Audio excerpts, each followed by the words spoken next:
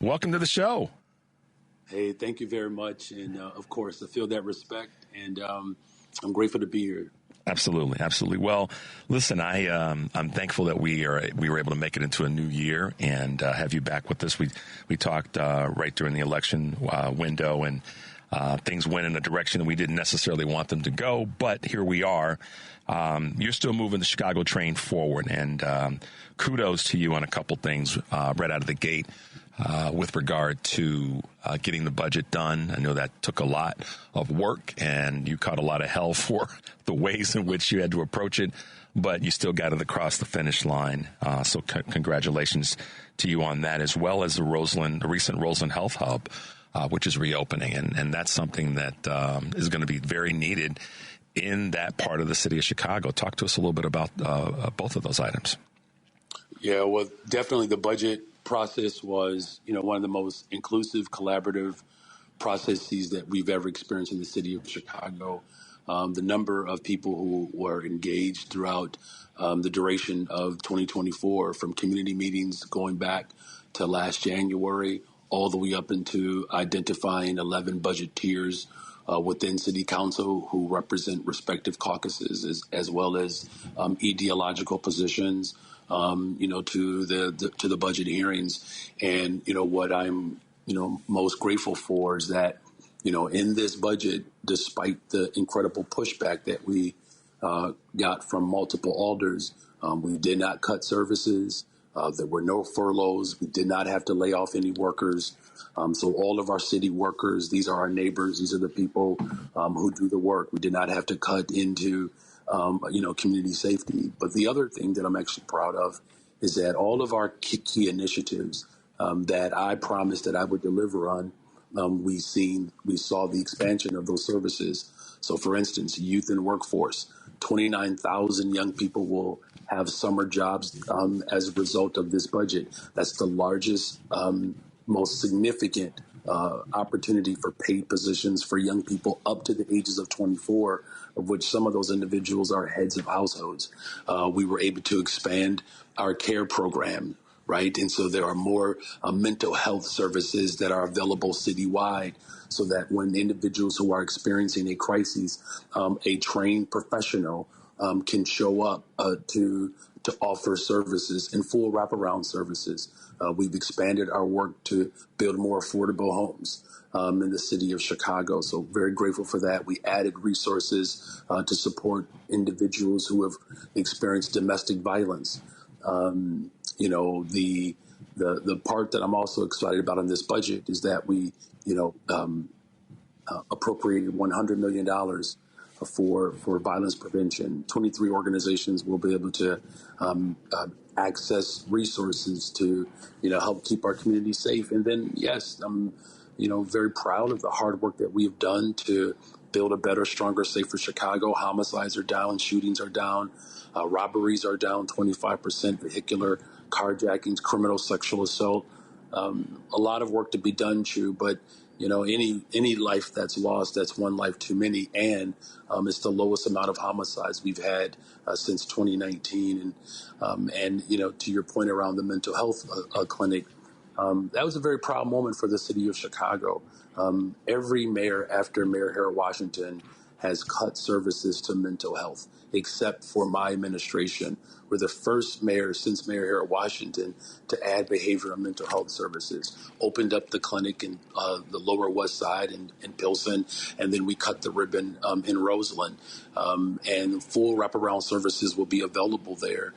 There were people that attended that ribbon cutting who literally chained themselves to those doors to prevent 2 administrations ago from shuttering that and closing that mental health clinic. And we literally broke those chains this week. And then finally, some other good news, 2 other notes, is that through a strong advocacy working with our congressional delegation, West Siders in particular, who experienced flooding a couple of summers ago with the torrential a downpour of rain, we secured $436 million for West Siders to have their homes restored, and for the city of Chicago to put stronger mitigation in place to prevent these type of floods from happening. The red line extension, we're going to announce that today. And then finally, we started January 1st. We are the first major city in America to go for our public buildings to be 100% powered by renewable energy, including both of our airports. So as it relates to youth employment and workforce, behavioral, mental health, housing, the environment, transportation, we're off to a very strong start in 2025. And I'm excited about that. Listen, I've made it clear unapologetically that I want to see, I want our city to succeed. I want our region to succeed. I want our country to succeed. And so I'm going to lean in until I choose not to support the folks who I think are going to do the work. In the city of Chicago, this is a big business. This is the third largest market in the country. Population of Cook County is the second largest county in the nation. And you've got a lot in front of you. And I've said this to you before. You know what you signed up for. And it's my job, our job, to push you, to encourage you, to constructively criticize you, to say, so, let's get these things done. Talk about your goals and what you see we've got to do with regard to, what I call the big four: CTU, CPS, CFD, and CPD. Yeah, well, I'll start with our Chicago Police Department. Look, the brave women and men who serve this city every single day, I am grateful for their work. One of the reasons why I've been so adamant about a couple of things is because I do respect the work that they do.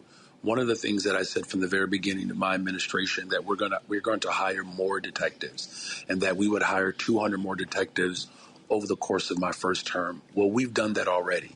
By going into 2025, we've hired 200 more detectives. The reason why that's important is because people need closure as it relates to crime, and our clearance rate coming out of 2024, 58%. It's the highest it's been in over a decade. And so we're going to continue to make sure that, if and when crime appears, that we can bring closure to those families, because we do see that as a deterrent. We've added 3 brand new helicopters to our police force that provides additional support in the air to respond to crises. And then, of course, I got criticized for this, but we settled a police contract, and some people thought that, their pay raises were too significant. I don't know how folks can come to that conclusion, but it was important that we did that. And we know that it's critical for us to still hold our police department accountable, as, my superintendent, Larry Snelling, has the responsibility to help regain and restore trust within our community. And we are moving in the right direction. As I said, crime continues to fall, but it's going to take all of us. It's not policing alone, which gets to my second point, the CARE program. Again, this crisis response team that we have made citywide, that's going to free up law enforcement to be available to respond to other critical elements in our city. 40% of the 911 calls were mental health crises calls.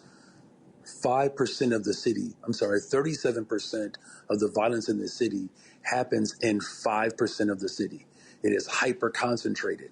And so we will put forth more strategic plans, much like we did with the robbery strategy, to continue to drive crime down. The Chicago Fire Department, we are still actively engaged in working through those negotiations. Prior to me becoming mayor, other administrations were not able to settle the police contract.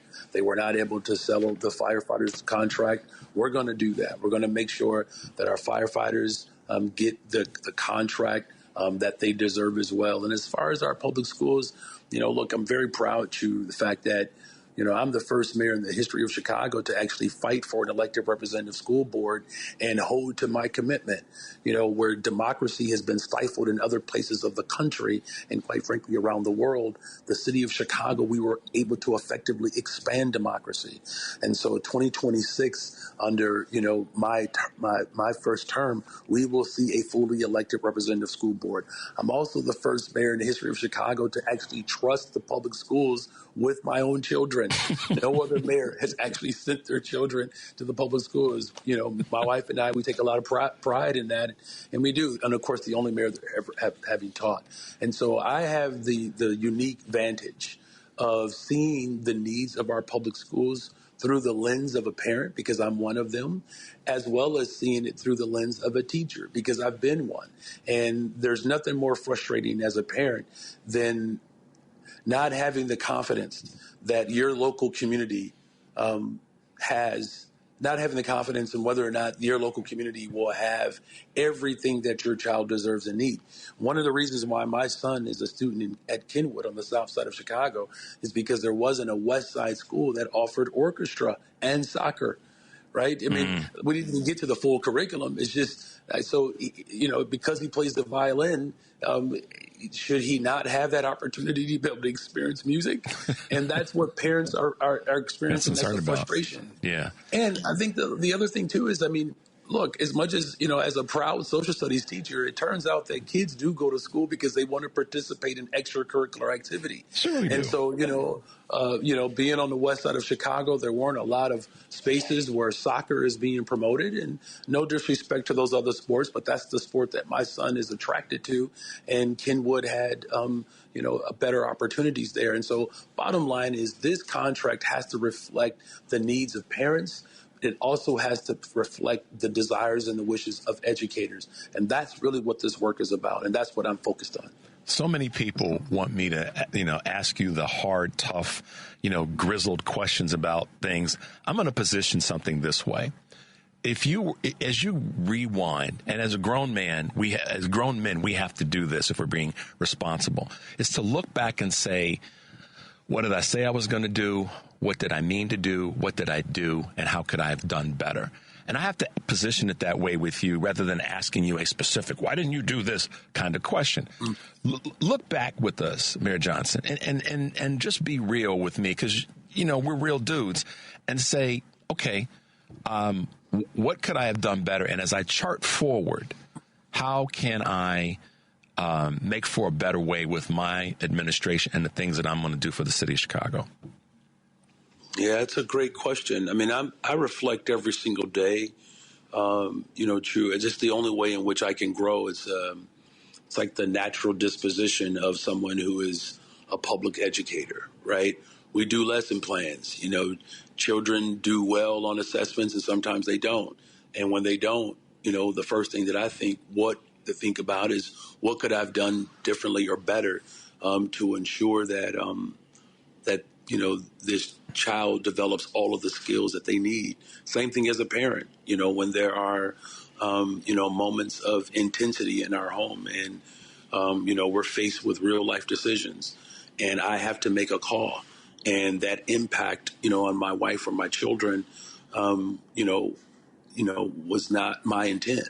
So how do I come back and say, here's what we can do to become stronger and how we can improve? I think what I've learned in these first 19 months is that,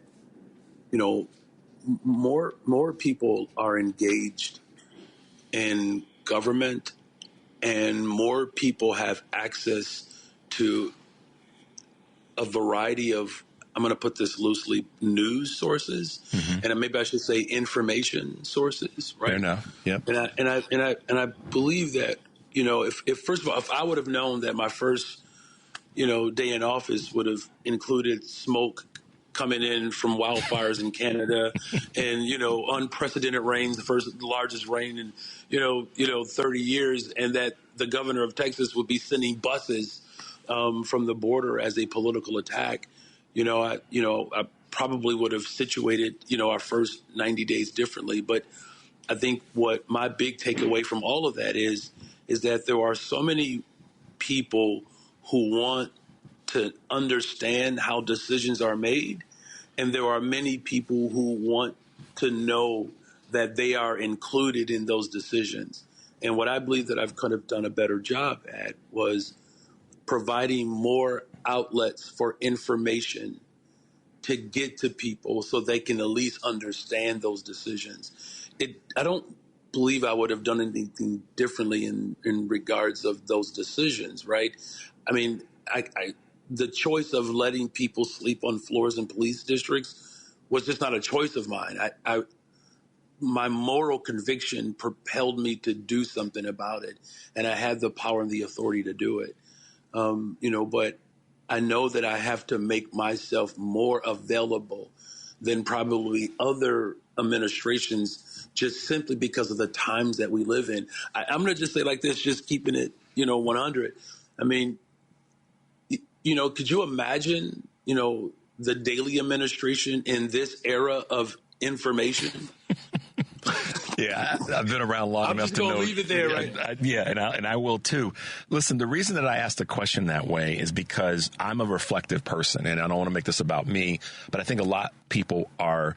They want to see that the city grows and continues to get better. There's a lot of people that don't, and so a lot of the opposition is from people that want to see you fail, want to see the governor fail, and other blue elected politicians. So I'm going to pivot to something that's near and dear to my heart, and people, I know right now this is on everybody's mind. We're about to inaugurate a 34-time convicted felon, twice adjudicated rapist, and the list goes on to the presidency of the United States of America. And I know that, you and Governor Pritzker, I'm going to call you guys my younger brothers because I'm older than both of you, and I do that respectfully. But I want to make sure y'all are getting along in the sandbox. And I don't care so much about, it's not that I don't care about the hemp conversation, but I don't care about the hemp conversation. I care about the fact that the two of you are shouldered up, along with Cook County President Preckwinkle, to create our version of an Iron Dome for the craziness and the carnage that this fool is going to try to bring to the city of Chicago, to the state of Illinois, and to other blue cities and states throughout America.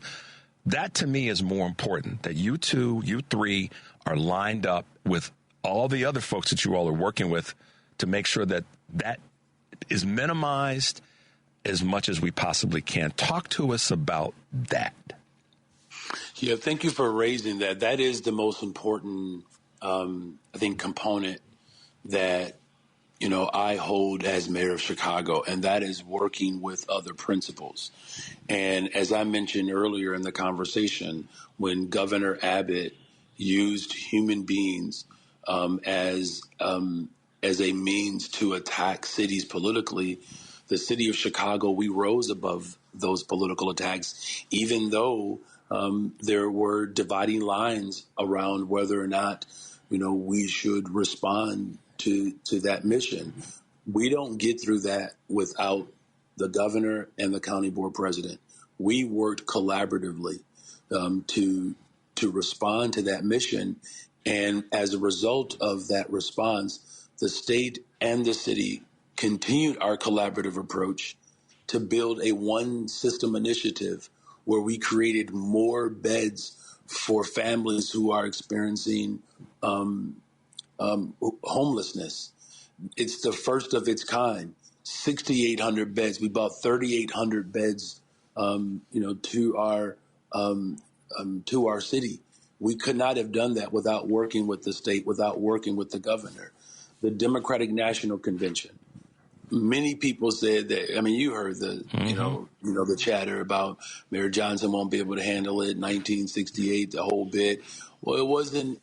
It wasn't even anything close to that, right? Right. But I didn't do that by myself, right? Working with the governor, working with the county board president, the entire city of Chicago was on the world stage, and we delivered probably, I would say, arguably, the most dynamic convention in our nation's history. I agree. Right, and so that collective work and those relationships have been strong, and the proof is actually in the delivery of those services between the Democratic National Convention, responding to the new arrivals mission, building a one system initiative.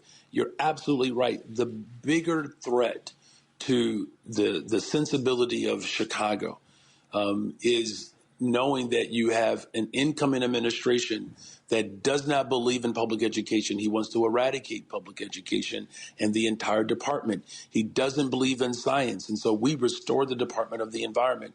The governor and I are very clear about why we have to have real, true environmental justice to build a green, stronger economy. And we've already started that process, as I said, starting January 1, working with a solar farm field in central southern Illinois, the Black Diamond farm that's fueling, our public buildings here. That requires collaboration. His position around immigration, the president-elect, is certainly opposite of ours. And these are the things that the governor and the board president and I, we all agree on. As far as the relationships, those relationships are strong, and they're going to get stronger, in stronger relationships with county board commissioners. These are my former colleagues. I speak to them, city council members, some of whom I helped get elected when I was an organizer. Yep. State Senator Don Harmon, who's the Senate president, he's the person who gave me my first job. My political start started with Don Harmon. In fact, my oldest son is 17. His baby shower was at the Democratic Party of Oak Park's office, right? And so Chris Welch, I supported Chris Welch when he ran for state rep, and the other speaker supported the other person. Yeah. We helped Speaker Welch get elected. I can go on and on. Lakeisha Collins, state senator, we were organizers together protesting against the Emanuel administration when they covered up the Laquan McDonald video. Yep. Will Guzzardi, we worked with him to get elected to beat the Barrios machine. Rob Martwick, another person that we helped get elected. I can go on and on and on. The collaboration is important, and that's the thing that I want, and I know listeners, not just here, but listeners across the country, want to hear from Democratic elected officials that they are pulling together. Brothers and sisters are going to fight. They're going to say something that they shouldn't say out of school, if you will. But we know that's going to happen. I know for a fact, Mayor Johnson, that the people of Chicago, the people in the region, the state, and the country want to see leaders like you, leaders like all that you've listed, leaders like Governor Pritzker, make doggone sure that we create the protection mechanisms so that this administration doesn't rain down the chaos in our cities and our counties and our states that we don't need to have. That's what people want to know. I'm promising you that. And I also want to compliment you on something that you said that you and I have talked about before. If there's anything that I'm going to say to you that I want you to continue to do that needs to be done, and I say this as a colleague, but I say this also as a voter, is the communication with us. Letting folks know what you're working on is critically important, because if they don't know, then they will fill in the blanks with what they think is happening. And so keep on that path. If you say there's one thing I'm definitely going to do is let folks know what we're working on, I will promise you that's going to be one of your superpowers as you go forward during the second part of your term.